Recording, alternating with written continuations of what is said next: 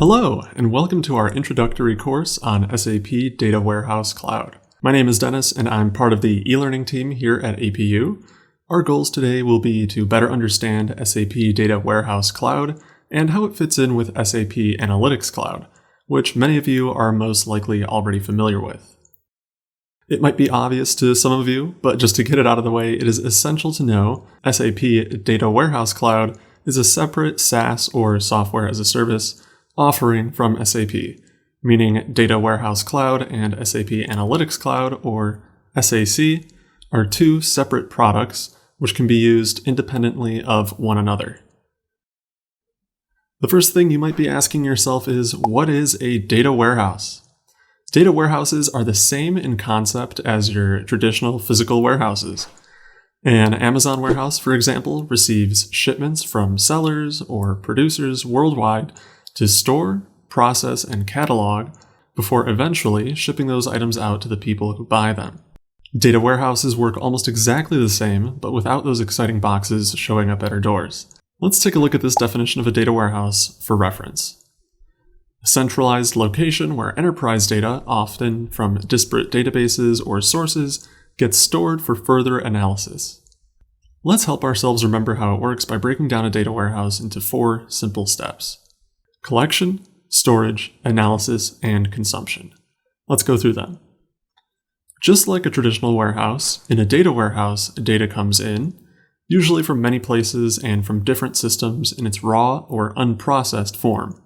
In this case, these data sources are connected to SAP's Data Warehouse Cloud service, which collects all that data. Next, SAP Data Warehouse Cloud works on storing that data by using a process you don't need to remember called ETL, extraction, transformation, and loading. After Data Warehouse Cloud stores the data, it still needs to be analyzed by someone to prepare it for business use and ensure its integrity. Finally, the data gets packaged up and shipped. Kind of metaphorically, kind of not. For example, you could create a presentation or PDF document with data visualizations. This step is called consumption because the data is finally in a form that someone else can use or consume. Okay, enough of the concepts. Let's talk specifically about SAP Data Warehouse Cloud. SAP Data Warehouse Cloud, or DWC, has been around for a bit, and SAP is putting a lot of resources behind it going into the future. It's built on the SAP HANA Cloud framework, and as we went over, intends to bridge the gap between various data sources and the consumption of data. DWC is useful for storing data long-term and keeping those data sources consistently up to date. DWC is also intended to have a business-centric approach. What does that mean? Great question. As we can see, given the use case of DWC, it kind of straddles the line between user-friendly and needing an IT degree to figure out. While there is still definitely a focus on IT and governance with DWC, SAP wants to bridge the gap between analysts and technical experts by doing things like centralizing business-friendly terms and definitions, and data curation to simplify the complexity of the data layer. In essence, SAP emphasizes having 2 layers, or levels of interactivity with the program, depending on the user, business, and data. On the data side, technical experts and IT-focused individuals work primarily on data management, including tasks like data integration, processing, and curation, preventing unexpected changes from affecting the business's understanding of the data. Simply put, those working primarily with the data layer are concerned with building a sturdy and understandable data foundation for the analysts to work from.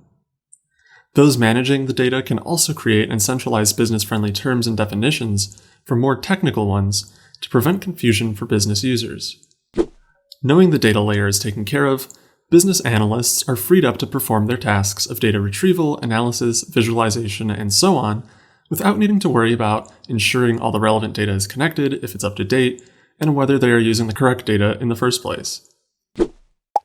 Another great feature Data Warehouse Cloud offers is the ability for users to integrate it with other SAP products, like SAC, and other third-party data visualization tools.